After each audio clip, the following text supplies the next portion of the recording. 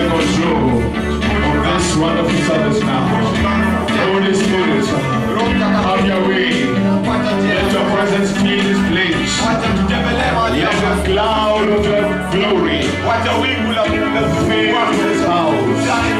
Thank you for your grace is already here. Thank you for your grace is sufficient. Thank you for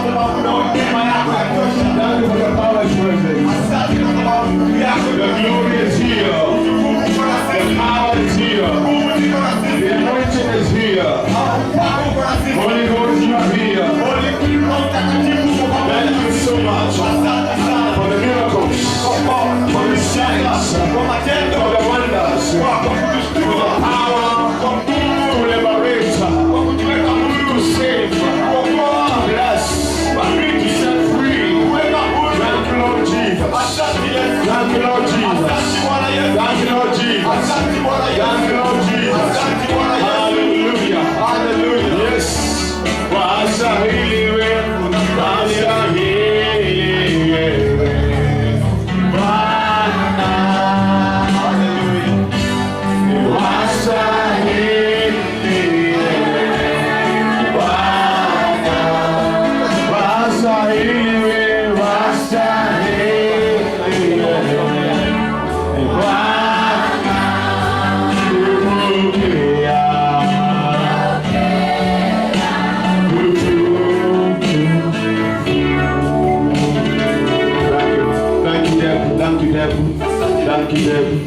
Thank you, Jesus Christ. Also, thank you so much. Hallelujah.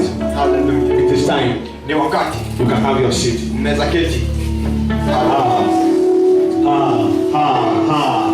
Thank you, Brother James.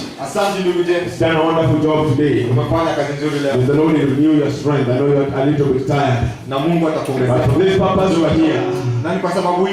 Hallelujah. Greet your neighbor. Tell your neighbor, welcome to the house of faith. Welcome to the Freedom by Grace conference. Tell him the God is of grace. We are of faith. We are living in the balance of grace and faith. Hallelujah. The word is here. The word is here. Listen to me here. Before I read the scriptures, the word came to Isaiah and said to him, the word came to Habakkuk and said 1, 2, 3. The word came to Hosea and said 1, 2, 3. The word came to Malachi and said 1, 2, 3. And the word became flesh. And this word that came to Isaiah, Joel, and Amos now became flesh. And said to Peter, Peter, cast your net into the deep. The same word that came and told the woman who had the spirit of infirmity, woman, you are loose. The same word came to a leper and said, I am willing. You are cleansed. The same word said to the woman caught in adultery, I don't condemn you. The same word that came flesh died, but on the very day that came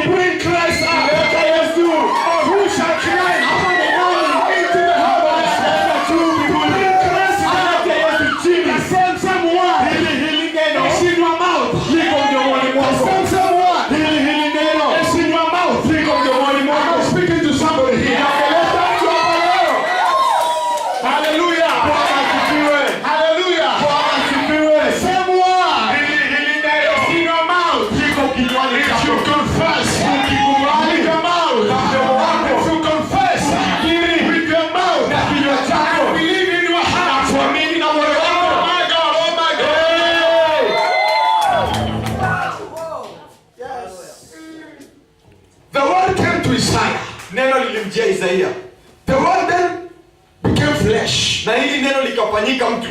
And now this word Na sasa hili neno is in your mouth. liko kinywani chako. And he said, if you abide in me, Linasema ukikaa and my words abide in you, na maneno yangu na neno langu likae ndani yako. ask, Ask. Ikisha. Omba. Ikisha. hallelujah. Bwana asifiwe. I was wondering, because these words can be confusing. Alikuwa akijiuliza kwa maana Biblia inasema That the gospel eti kwamba is the power of God. ni nguvu ya Mungu. Then Corinthians says, Alafu kwa Korintho for the kingdom of God eti kwamba is not by Mungu word, ni wa maneno, power. ni wa nguvu. Now listen to this. Hebu nisikize hapa. Now the gospel is the power. Injili ni nguvu. And Paul says, Na Paulo and anasema the preaching that I came with eti mahubiri ambayo niliwajia was nayo not with persuasive words sikukuja kuongelesha vizuri of human wisdom, na hekima but with binadamu, demonstrations. lakini na kuonyesha With the demonstration, nilikuja na kuonyesha miujiza with the manifestation, na kuonyesha matendo makuu, demonstration, maonyesho, exhibition maonyesho of power. ya nguvu. But the power, Hiyo nguvu the gospel, ya Injili is the power of God. ni nguvu ya Mungu. The gospel Injili is the power of God. ni nguvu ya Mungu. The kingdom Na ufalme is not mere words. sio mambo, sio maneno, It is with power. ni nguvu. Meaning the word, Kumaanisha it hili was neno power. linapeana nguvu. The word, Neno it was power. linapeana nguvu. Hallelujah. Bwana asifiwe. This word says, Hili neno lake this linasema, word says, hili neno linasema that is here for now. eti liko hapa. No condemnation. Hakuna But in Christ Jesus. wale walio ndani ya Yesu. Hakuna hukumu kwa wale walio ndani ya Yesu. The word now Sasa neno is in your mouth. liko kinywani chako. Somebody shout hallelujah. Hebu ukasema haleluya. And Jesus said, Na Yesu if you akasema, have faith, kukiwa na then imani you shall say. mutasema. Christianity is a speaking, how can I say? Ukristo ni You kuhusu need to be kuombea. a talker of the word. Inatakikana uwe mnenaji wa neno.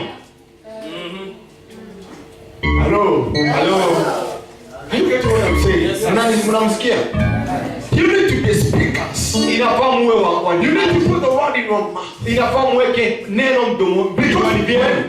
when the word became flesh, Kwa maana neno lilipofanyika mtu, it met a cripple. lilikutana na mtu aliyekuwa And said, mkoma. pick up your bag, pick up your bed and go home. Mungu akamwambia inuka na uende nyumbani. This word, Hili neno which became flesh, lililofanyika mtu, it said, take this bread and give to the hungry. lilisema chukua mikate hii na umpatie wenye njaa. This same word, Hili neno that became flesh, lililofanyika mtu, spoke to a fig tree. liliongelesha mti. Nothing should be eaten from you from today. Likalani huyo mti hautakuliwa chochote kutoka kwa And died from its roots. na alikuwa itoa matunda tena kutoka kwa mizizi yake likakufa. This word Hili neno dwells in us. linaishi ndani yetu. Amen. Oh yes. Bwana asifiwe. Halo. Praise the Lord. Bwana asifiwe. When the world says something, say something different. Mungu anaposema kitu analisema kabisa. When the world says something, Dunia inaposema kitu, say something different. wewe sema kitu tofauti. Hello. Bwana asifiwe. Praise the Lord. Bwana asifiwe. Now let us run to the book of Job. Hebu tukia kwa kitabu cha Ayubu. Hey, I understand that things are going to happen here supernaturally.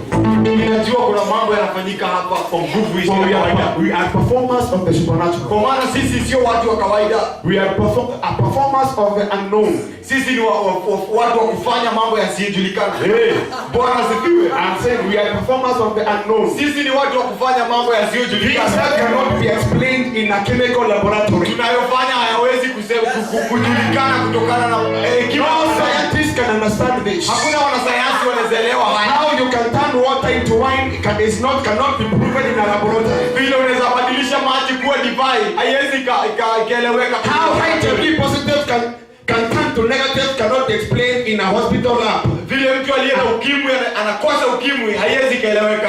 Things that have been unbelievable are believable to us. Yeah, sisi ni watu wa kufanya yasiyowezekana. Yanawezekana. What others cannot believe, that is what we are willing to believe. Hallelujah. Hello. Bwana asifiwe. Praise the Lord. Hallelujah. Someone who believes that he is righteous without works can believe that cancer is out by his works. Yeah. Mtu ambaye anaamini yeye ana haki bila matendo yake, anaamini kansa inaweza mtoka bila yeye kufanya chochote. Someone who can believe that he is righteous without works. Mtu anaamini yeye ni mwenye amehesabiwa mwenye haki kando na matendo yake. That same person can believe that his situation can change. Huyu mtu anaweza amini kwamba vile iko kila kitu mwake anaweza badilika. Feeling like you're going to burst right now. Oh, hallelujah. If you can believe that you are the righteousness of God, ikiwa unaamini wewe ni mwenye haki wa Mungu, then you can easily believe that HIV positive can turn to negative. Kwa hivyo unaamini hiyo inapotea tu. Bwana asifiwe. How many believe what I'm saying? Wewe wangapi wanaamini? If you can believe that you are the beloved of God, ikiwa unaamini wewe ni mpendwa wa Mungu, that God has loved you the way you are, eti kwamba Mungu anakupenda jinsi then it can be easy for you to believe for a financial miracle. Kwa hivyo itakuwa ni rahisi wewe kuamini kufanikiwa kwa pesa. How many Christians are in this house? Ni Wakristo wangapi wako hapa? Now you are in it. Sasa uko ndani. You are not trying to believe. Uko katikati ndani, haujaribu kuamini. You are not trying to believe. Haungangani kuamini. You are not a believer. Wewe ni muamini. It is not that you are trying to believe God for something. Si eti unajaribu kuamini Mungu. You are now a believer. Wewe ni muumini. Muamini. Hallelujah. You know, I want to try to take as short time as possible. Ninataka kuchukua muda mfupi iwezekanavyo. Because tomorrow is Sunday. Eti kwa maana kesho ni But Jumapili. we have to do the power tunnel tonight. Lakini lazima tufanye shimo ya nguvu. Hallelujah. Bwana asifiwe. Hallelujah. Bwana asifiwe. How many are expecting something tonight? Wangapi wanatarajia kitu siku ya leo? Praise the Lord. Bwana asifiwe. Now, Job chapter 2. Ayubu mlango wa pili. Hallelujah.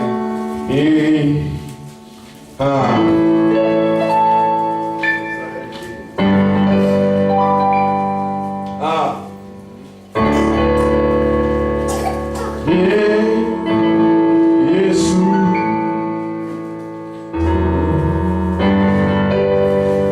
Wastahili. Job chapter 2. Ayubu mlango wa pili. Now listen. Sasa hebu sikiza. And there was a day. Say, there was a day. Sema kuna siku. Kulikuwa na siku. Kulikuwa na siku. I want to talk about a day. Somebody say a day. Anataka kuongelea siku. Sema siku.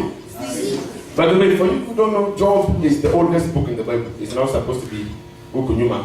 Yeah. Kwa wale ambao It's wajui. supposed to be in somewhere between Adam and somebody, somewhere there between them. It's very old. Kwa wale ambao wajui, kitabu cha Ayubu ni kitabu kizee sana, cha kitambo sana kwenye Biblia. But there was a day. Lakini kulikuwa na siku when the sons of God came to present themselves before the Lord, and Satan came also among them to present himself before the Lord. Read that verse. Yeah. Tena kulikuwa na siku. Kulikuwa na siku. I want you to know. Kulikuwa na siku. Kulikuwa na nini? Na siku. Yeah. Tena kulikuwa na siku hao wana wa Mungu walipokwenda kujihudhurisha mbele za Mungu za Bwana. Shetani naye akaenda kati yao ili kujihudhurisha mbele za Bwana. Now on this day, siku hii, and verse 2 says, the Lord said to Satan, from where did you come? So Satan answered the Lord and said, from going to and from on the earth, and from walking back and forth on it. Bwana akamuuliza Shetani, umetoka wapi? Shetani akamwambia Bwana,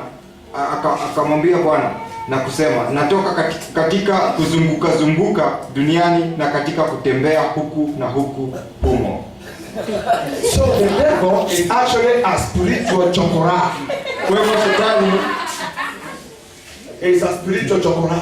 Yeah, Shetani ni chakura wa kiroho. Wale chokora. Yeah. Unaelewa street boy. Exactly. Wale waboyo mtaani. Ya wale vijana wa mtaani ambao huenda wakipakua chakula kwa mapipa. Ambia mwenzako shetani ni chokoraa kiroho. Shetani ni chokoraa kiroho. Hana makao.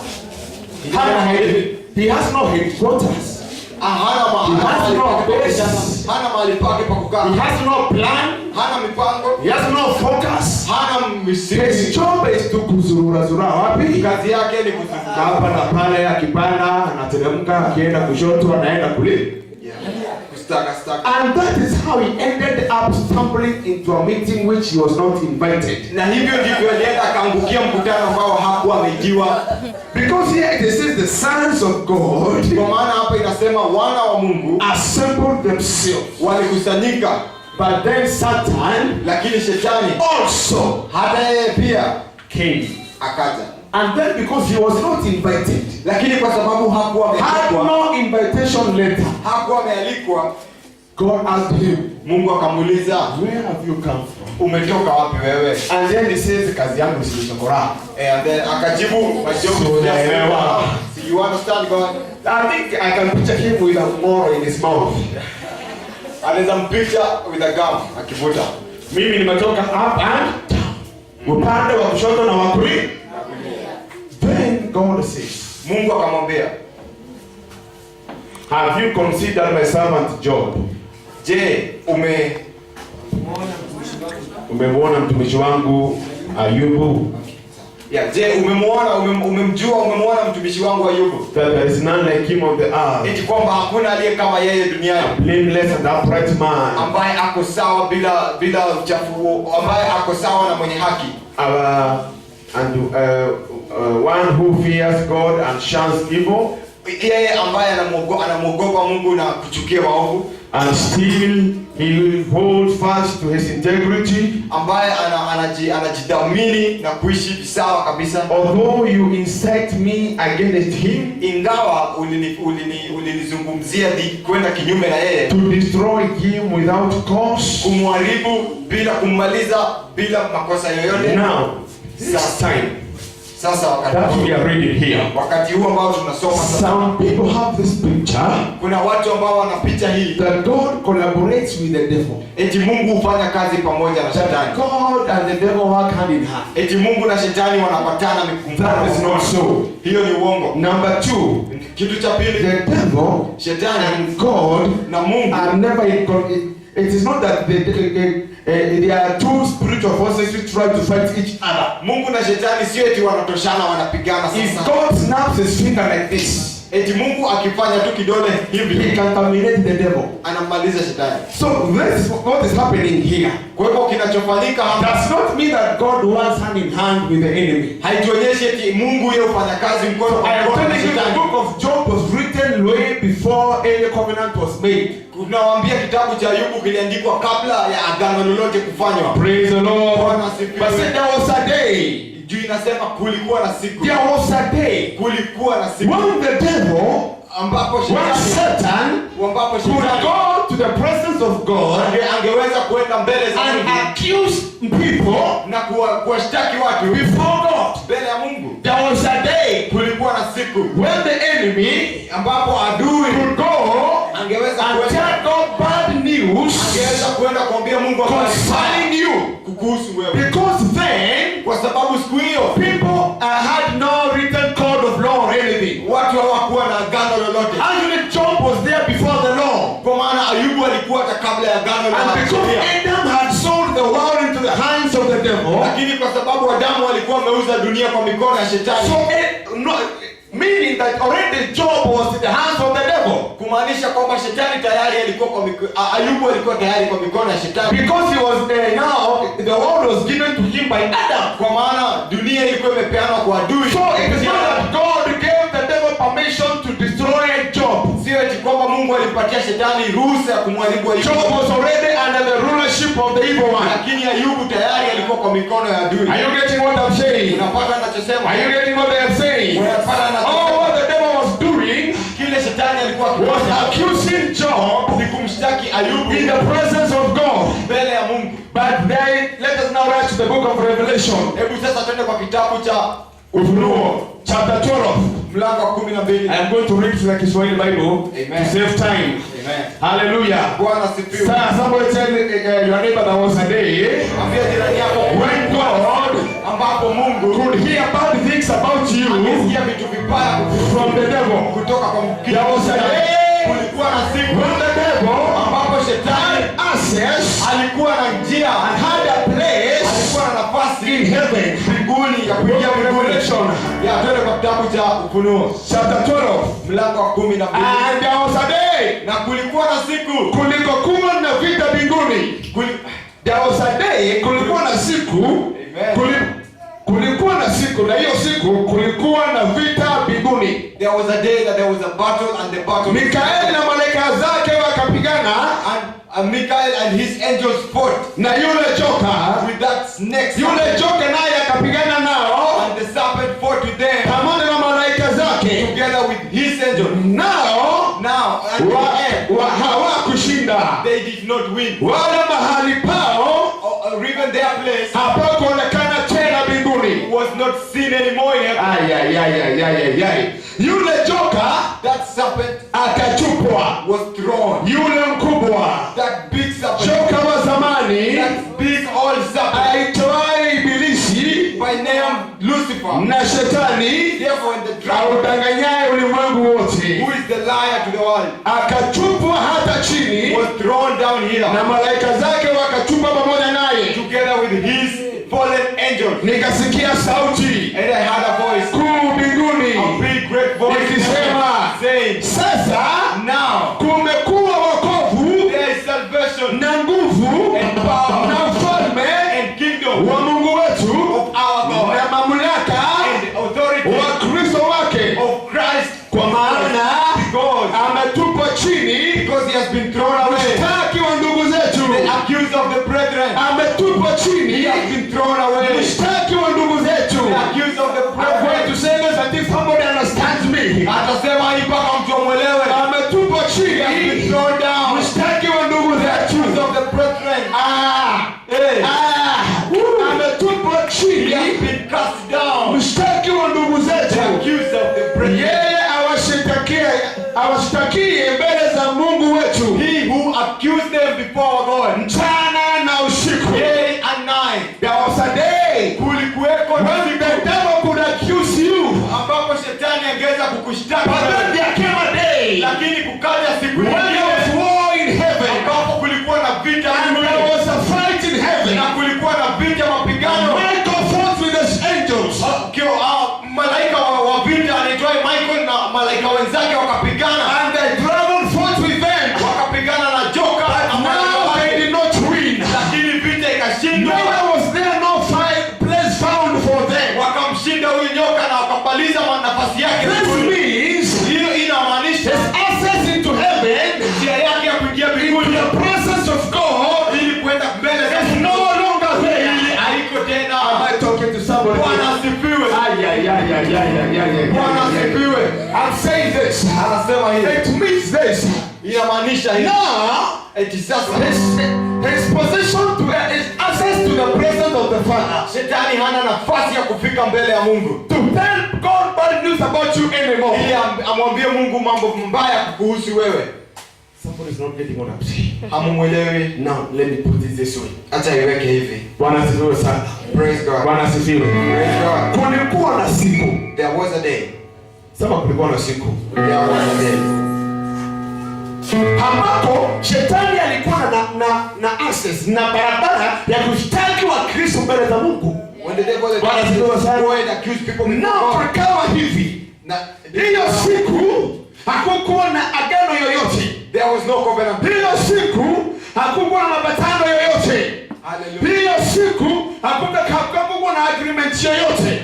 Ndio maana baada ya hizo covenant, baada ya hizo agreement, Yesu Kristo alipokuja na akakufa kwa ajili ya watu na kukaja na siku ile ambapo shetani alikosa nafasi kule mbinguni, kwa sababu kulitokea vita. Kuna siku ambapo kulitokea vita na malaika pamoja na Mikaeli wakapigana na shetani na mapepo wake, na inasema ya kwamba na lakini shetani na mapepo wake hawakushinda.